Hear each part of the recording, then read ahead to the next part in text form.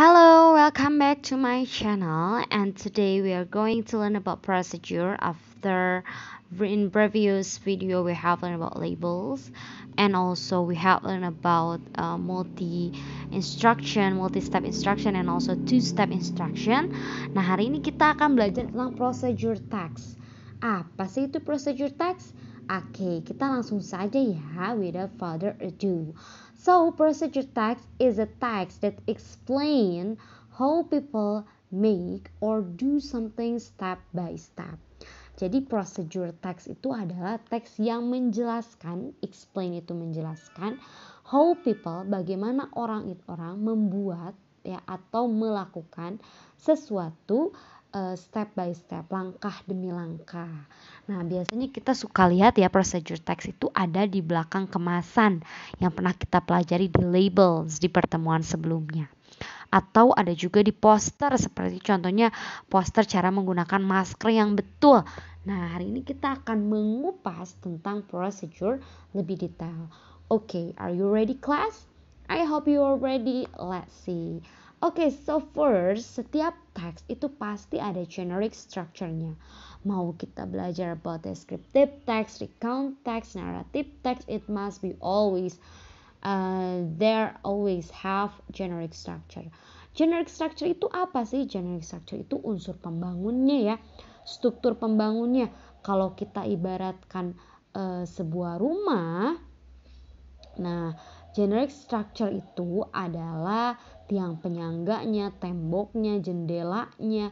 Nah, itu adalah generic structure. That is very important ya when we are learning a text. We have to know about a generic structure first.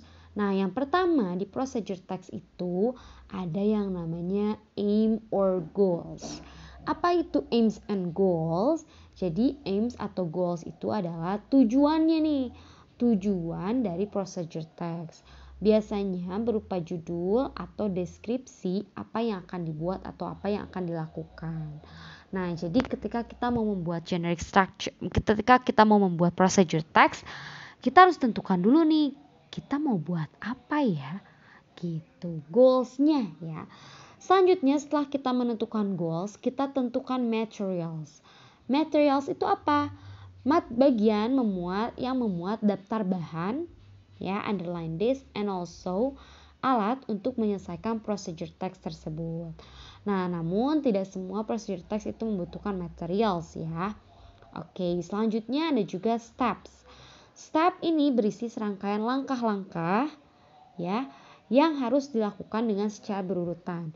Nah, step ini harus dilakukan agar tujuan yang diutarakan pada bagian aim dan goals dapat tercapai. Oke, jadi ingat ya, ketika ditanya what are the generic structure of procedure text, ada 3, aims or goal, materials, and step. This. Oke, next. Nah, kita lihat yuk, ada contoh dari procedure text yang judulnya itu adalah How to Study Effectively. Oke, first you will need study materials, a pencil or a pen or a highlighter, plain papers, coloring pens. Second, make a prayer. Third, makes learning situation more enjoyable. You can listen music or keep silent or doing something, example, eat some snack. 4, prepare the study materials. Tip, the tidier the material, the easier you learn them. 5, prepare a pencil or pen or highlighter on your pen. 6, read the subject material carefully. Once you find important part, for example, formula, highlight and underline the section we can find it easily. If you have finished reading, take some plain paper and cut them into several parts. Create your own summary or material. Use your language to understand the materials. Use the signs necessary. If the material is too wide, make a mind map. Use coloring pen to draw your mind map. Color can make easier to remember. If your mind map has finished, read again your mind map to remember it. Continue reading your mind map until you understand the concept of your materials. If the material are exact subjects such as mathematics, physics, chemistry, memorize formula often and practice often. Practice makes perfect. 12. Done learning effectively make you understand effectively and save your time. So time not wasted and you understand. Don't forget to study for semester test. Happy studying.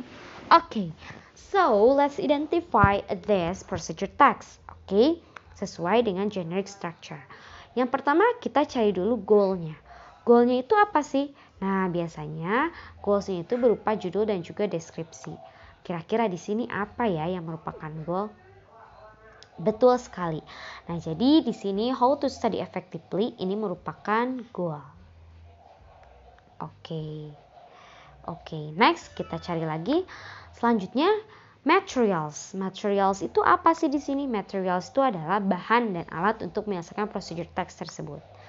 Nah, di sini juga kita lihat nih ada study materials, pencil, pen, highlighter, plain papers, coloring pens. Nah, jadi ini kita bisa sebut dengan materials.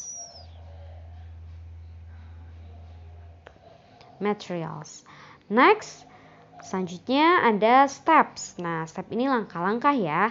Biasanya kita diisi dengan ada first, ini juga udah mulai masuk ya. Kemudian ada second, third, and then sampai terakhir. Nah, ini tahapan-tahapan dalam how to study effectively. Good job. Nah, sekarang kita lihat lagi ke procedure text yang lainnya yang lebih sederhana. Nah, ini ada how to make avocado juice. Nah, kira-kira mana yang merupakan goalnya? Nah, betul ya, this is the goal, how to make avocado juice. Kemudian ingredients ini biasanya merupakan materials. Kemudian ini how to make-nya itu adalah step by step. Oke, it's easy, right? Let's see. Nah, selanjutnya setelah kita mengetahui apa saja sih yang merupakan generic structure atau struktur kebahasaan dari procedure text, kita lanjut lagi ke language picture. Language picture itu adalah unsur kebahasaannya ya yang digunakan di procedure text.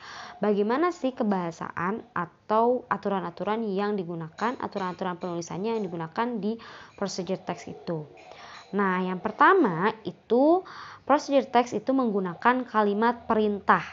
Nah, kita juga sudah pelajari ya imperative sentence ini di materi labels. Contohnya, cut the banana into pieces, don't mix the coconut milk with water, heat the water for 6 minutes. Ingat, ketika kita mau membuat imperative, it's easy, it's pretty simple. You just put verb 1 and then you put object. Nah, seperti di sini, verb satunya mana? Ini cut ya, potong. Potong, ini banana, ini objek. Potong pisang menjadi beberapa bagian. Do not mix the coconut milk with water. Heat, nah ini juga panaskan air selama 5 menit. Nah, itu adalah contoh-contoh dari verb atau imperative, kalimat perintah. Yang selanjutnya yaitu menggunakan action verb. Nah, seperti crack, chop, potong, cut, heat, panaskan, campurkan, dan seterusnya. Jadi dalam procedure text itu pasti kita akan sering sekali menemukan yang namanya action verb atau kata kerja ya. Selanjutnya menggunakan sequence adverb seperti first, second, next, then, finally, while ya. Nah, kita juga sudah pelajari di video selanjutnya.